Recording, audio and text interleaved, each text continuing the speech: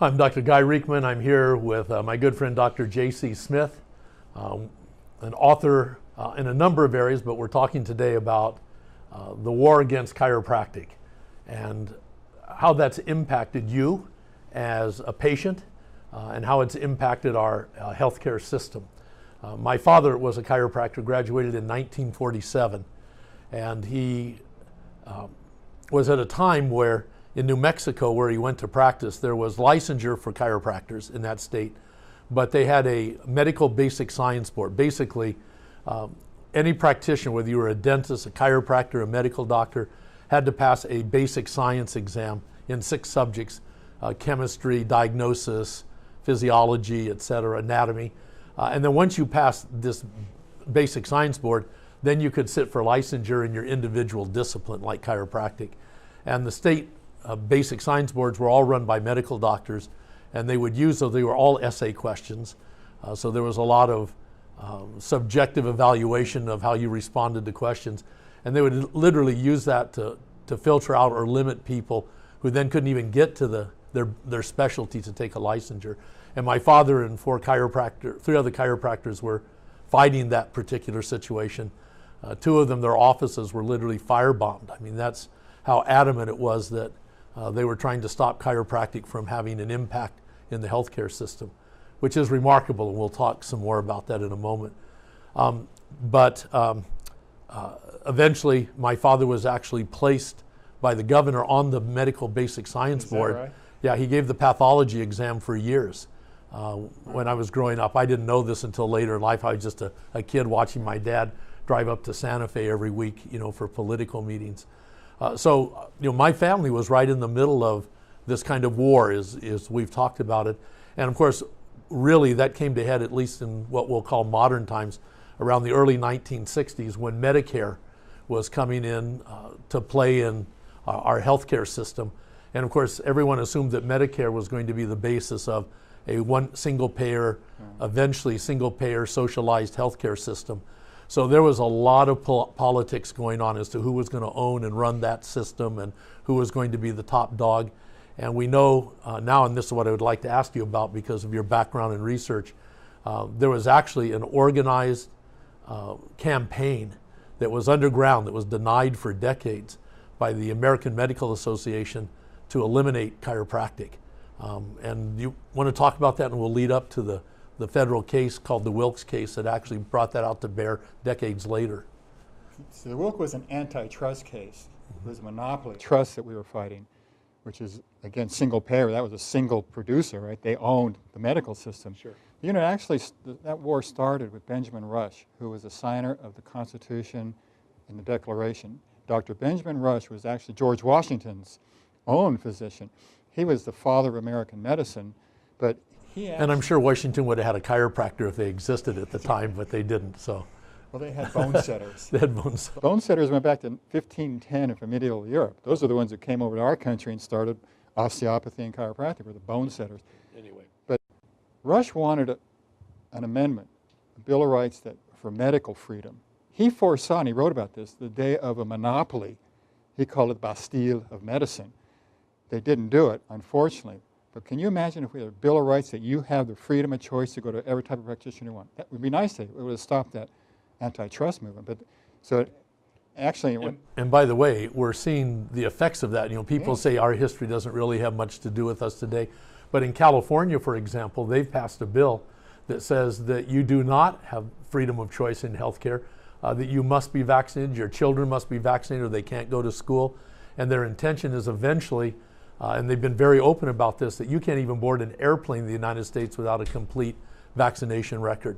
And they've now created another bill called the Children's Bill of Rights that says the state actually has the right to determine what kind of health care your children can and can't have based on what they call best available evidence, which is usually best available medical evidence. So when you talk about going all the way back to the signing of the Declaration, we're seeing the results of some of these decisions today.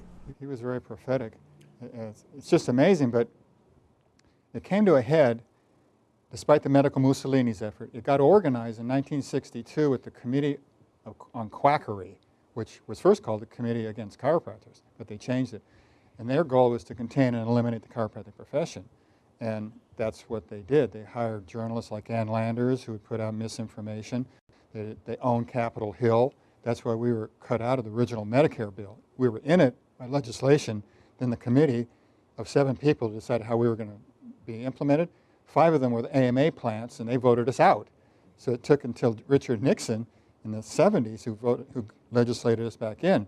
But they were a horrible group of people, and their goal wasn't to disprove it. They just didn't want us, and so they had this campaign, unlike any profession has ever found. No one's had a defamation campaign as badly as chiropractic has, and that's part of that backstory, because they fomented this idea that we're suspect, we're dangerous. And it was all underground, right? They never admitted they had this committee. They behind the scenes was their tactic. So they hired Ralph Lee Smith, wrote The Case Against Chiropractic, and disseminated it to 10,000 libraries across the United States. They always were behind the scenes. So they hired Ann Landers, who most people don't know today, but she was a columnist. Right, huge. Huge, yeah, 1,000 newspapers. And she put out disinformation. You know, George interviewed her because he had previously... George McAndrews, the attorney that eventually prosecuted this case. And he had interviewed the president of the AMA. They all lived in Chicago, the headquarters. She did, George does. And the AMA's president admitted that he met with her every 2 weeks and told her what he wanted. So then they did a deposition on her, and she denied it. And George, he told me the story. He told the court reporter, turn it off. And he turned to Ann and says, Ann, tell us the truth, because if you don't, you're going to jail on perjury, because the AMA president has already said he interviewed you twice a month. You know? And so she fessed up to it. And then he met her 10 years later. He was at a Notre Dame black tie event. He's on the board there. And she was the guest speaker. And he said he pushed the elevator button, the doors opened up, and there's Ann Landers alone. He said her eyes bugged, her mouth dropped open, and he walked in with just the 2 of them. And there she thanked him profusely for not prosecuting her for perjury. And he's a wise man. He just said, Ann, you've given a lot of good advice to a lot of people on a lot of subjects. I hope you start telling the truth about chiropractic. Yeah, and you know, it was more than just with media. There was literally, they created brochures that were handed out to all first-year medical students in school, telling them that it was unethical to even have a relationship with a chiropractor, much less refer to a chiropractor. Of course, we know today there's, on an individual level, there's a great relationship between chiropractors and medical doctors for the best care for the patient. Yeah, and I would say probably most, to a large degree. I wish. But on a political level, it was absolutely, you do not talk to chiropractors. It's unethical. And so there was a whole generation of medical doctors raised with this notion without any background, any knowledge, that chiropractors were unethical, they were quacks, they weren't qualified, they weren't trained, all those kinds of things that you would use to defame someone. They used those tactics and denied the whole time that any of it was going on until there was someone, and this is where it gets interesting, the whole Watergate kind of thing comes along. Someone smuggled documents out of the AMA headquarters in Chicago and gave them to a chiropractor by the name of Lou Sportelli. And can you pick up the story at that point once these documents were smuggled out? Actually, it started with L. Ron Hubbard. They went after him in the 50s for his Dianetics, saying it was psychology, quackery, unlicensed. So he just took that and made it into a religion, Dianetics, same material. But that got him mad. So he formed this committee of investigation, his own FBI, who, like you said, infiltrated the AMA's headquarters. Interesting. And they stumbled across this file full of the dirty tricks they did against chiropractors and developing this whole conspiracy, the defamation campaign. So they sent it to Lou and Jerry McAndrews, and they were stupefied. And then L. Ron Hubbard's people wrote a book in the public interest. You can still find it. Yep. And that's when they sold it to Jerry McAndrews, who was once the president of Palmer and head of the ICA, and they disseminated that. And from that, more people came forward, because what was illegal was, you say the taboo, it was illegal for an MD to even associate to a chiropractor, and it was illegal for hospitals. The Commission on Accreditation came down and said, if you let a chiropractor on staff, you lose your license and accreditation, which is essential. Right. And that's these 4 chiropractors who worked with George McAndrews. That's the thing; they were denied access to a public facility for their own people. And so one of the 4 chiropractors was, the case was named after him, the Wilkes case. Yes. And they took the AMA to court for restriction of trade. You say it was an antitrust suit. Right. What happened? Well, How long? what was it, like 15 years, the longest antitrust case in history. And the first trial, it was a zoo. They had a jury trial, and the AMA brought in all these supposed people who had been damaged and injured, although none showed. They spoke about this. And that was a point that George made. He says, you keep telling us how dangerous it is. You haven't brought in one person to verify that. Right. And Because it's the safest form of health care out there. what was in George, he keeps telling me this. You need to use admissions against interest in my writings. Have them admit to their own failings. And that's what he brought in, these positive MDs who worked with chiropractic, like you say, testifying on our behalf. But one of them was on the board of the AMA himself. His name was Dr. Henderson, who was working at Guadalcanal in World War II. And a Marine captain wrenched his back, nothing he could do. And in that time, they made chiropractors into radiologists and technicians. So he asked the chiropractor to adjust him, got him back on his feet immediately. And he was so impressed, he later wrote a paper as a board member of the AMA, no less, in which he was touting this. This was great, we need to look into this. Right. You know what the AMA did? Totally suppressed it, even though he was on their own damn board. But that was the kind of suppression. Even when research started coming out, they repressed it. At that time, all they had were workman's comp studies, which again showed that we got people back to work in half the time at half the cost. Right. And more safely. Yes. Yeah. Yeah, it's really interesting as we sort of wrap this up, because eventually it wound up in federal court, and the AMA lost the case, essentially, right, to end the story. And there was a requirement that they open up all the channels for people to have access to chiropractic care inside the systems, hospitals, the Department of Defense, all the government agencies were required to give access. Now we know that after that, and even up to this day, there are ways that they use to block those kinds of things. But I know right here in Atlanta, in DeKalb, the DeKalb Medical Center has a director of chiropractic services. It's a chiropractor in the hospital that triages patients when they come in. So we know that some of those barriers are broken down, but not a lot of them. We know that the Veterans Administration, which is kind of the last bastion of real medical control, was actually required by the United States Congress to make chiropractic accessible to people in the military. So those kinds of things have come down, but as with so many things, you can pass laws against prejudice. You can pass laws against racism. That doesn't mean you change people's minds when you do it, but it's certainly a first step. And so an amazing story in the history of chiropractic, some of the highlights that we've talked about. But next section, let's going to start talking about what's going on in chiropractic today.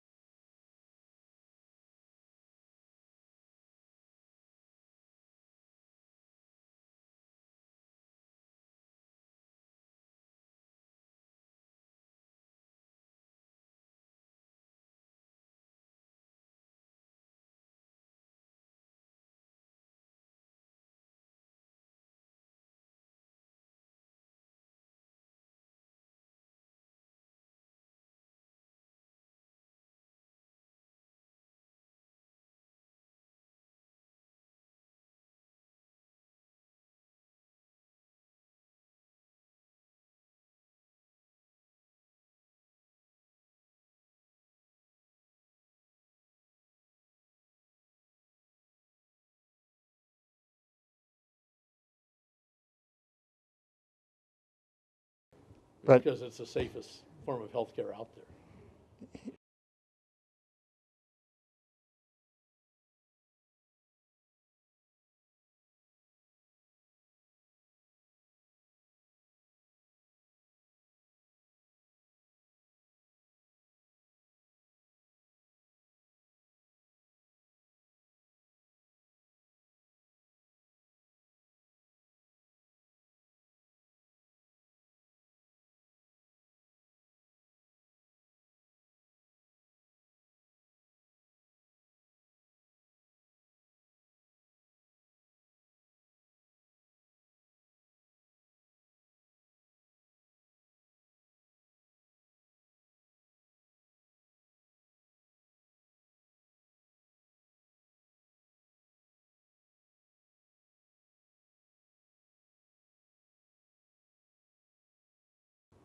And sit more safely. yes, Yeah, yeah, it's really interesting as we sort of wrap this up because eventually it wound up in federal court, and the AMA lost the case, essentially, right, to end the story.